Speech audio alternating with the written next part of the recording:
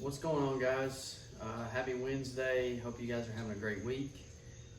This is a little late in the evening to be filming this Wednesday workout, but I wanted to make sure that we got this in this week. This past Sunday we had a pretty difficult workout. It was a long one. I'm sure most of you are pretty sore from it, given the amount of volume that we kind of did, or the amount of repetitions or volume that we had in our training. So I want you guys to utilize this week or this workout more for recovery. We're going to call this an active recovery day, where we're going to take care of our bodies to recover from the amount of volume that we did on Sunday. The reason being that why this is a good day, Wednesday or Thursday, whenever you guys have an opportunity to do this before another training session, is typically after 2 days we're not as sore. Day 2 is usually pretty sore.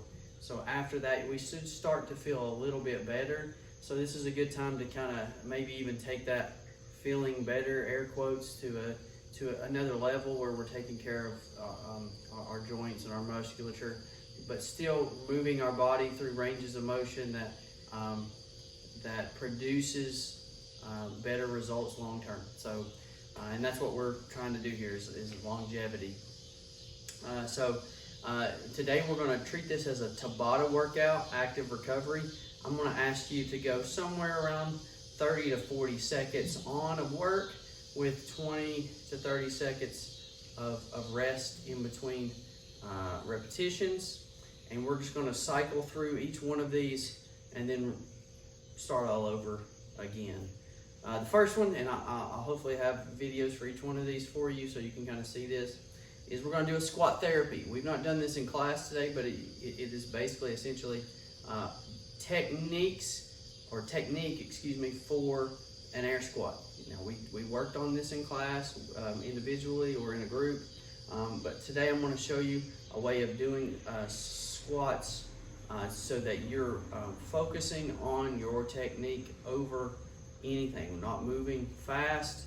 We're not trying to be explosive out of the bottom with our squats to try to make any real hypertrophy of our muscle. Like, this is literally perfecting our squat, trying to be as perfect with our movement as possible. So as you can see, I'm standing near a wall, and I am trying to not touch the wall, but I'm moving through the range of motion until I hit the depth that I want. The reason why my hands are up in front of me is so that I don't touch the wall, but make sure that I'm keeping my chest upright. You can move yourself a little bit further away from the wall. You can put a chair there for safety purposes if you don't feel comfortable. But this is also to help find that balance between falling backwards or falling forwards. You actually find a happy medium with your squat. So that's the first one, is just squat therapy. Moving for about 30 to 40 seconds, you should get 3 to 5, maybe more repetitions, and then rest. And then the next one we're moving on to is inchworms. Inchworms in class, you guys should know this. We're kind of getting a hamstring and hip stretch here, walking out our hands into a plank position. If we are capable of doing this push-up, do so, and then walking our hands back in. I would encourage you to stand back tall, pushing our hips back underneath, squeezing the butt and pushing our hips back to full extension. Or if you want to hang out in that kind of split position, where you can get that good hamstrings and hamstring stretch while you're at it, kind of putting our hands on the floor or behind us to feel a little bit of a stretch. Moving through that again, 30 to 40 seconds. Moving on from there, we're doing a reverse lunge with a twist. No surprises here with the reverse lunge. We're just stepping back, keeping our shin nice and vertical, and we're going to add a twist or rotation with our torso to get a little bit of trunk flexion and extension, or just to give that sensation of getting some more range of motion within our midline. Moving on from there, we're doing a Superman. We're working on our lower back, while also our upper back when we add the arms into that Superman, squeezing our butt as tight as we possibly can as we lift those legs and extend those arms out in front of us. You can add a little bit of a back row to that, so you can incorporate even more of the upper and mid portion of our back to get a good stretch there. But we're really trying to focus on our lower back there, squeezing our glutes to protect the spine, making a good rigid body, hollow position as we perform the movement. Next is our downward dog to a cobra push-up. We obviously haven't done that in class, but we're doing a very good yoga downward dog pose into this diving through the range of motion up into a cobra, where our chest is upright, giving a nice trunk flexion, extension of our midline to get a nice stretch of the hips at the end. And you can go back through that range of motion, or you can start back in the downward dog. So you can go from cobra back to the pushing that butt way up in the air, getting a good hamstring and calf stretch, diving back under, or you can come right back through to get a little bit different feeling as you come back through. But you don't have to. Play with that one as you feel necessary.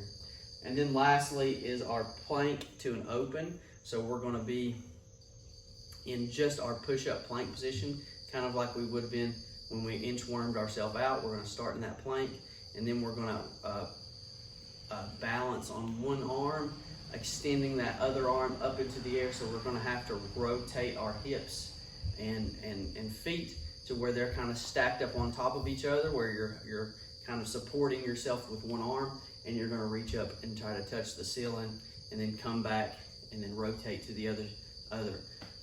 Guys, through each and every single one of these movements, I want you to move slowly, diligently, breathing. Again, treat this like you would a yoga class.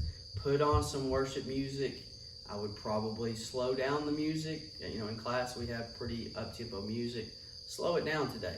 Kind of use it as some meditation to be able to breathe, focus on, these things that truly do matter. Not every time that you do a workout, it's time to beat yourself down.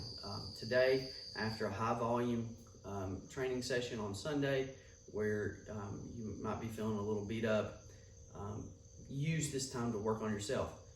This will also be great for mental health as well, where you can use this time as a mental recovery, a little downtime, a little soft music, where you can kind of literally praise and worship as you do this thing. You don't have so much going on, just kind of bask in His glory. If you want to call it anything, you can actually kind of say some prayers while you're doing it. Meditate on Him. You could even throw in some sort of scripture based music, or not even music, maybe just a podcast or whatnot that you've been meaning to listen to, a book or some scripture that you've been meaning to read. What a great time to kind of worship when you're trying to work on your body that He's given you. So guys, have a great rest of your week. I hope to see everybody on Sunday. It's been such a blessing. I'll look forward to that every week, spending a little time with you guys. So next time, guys, God bless.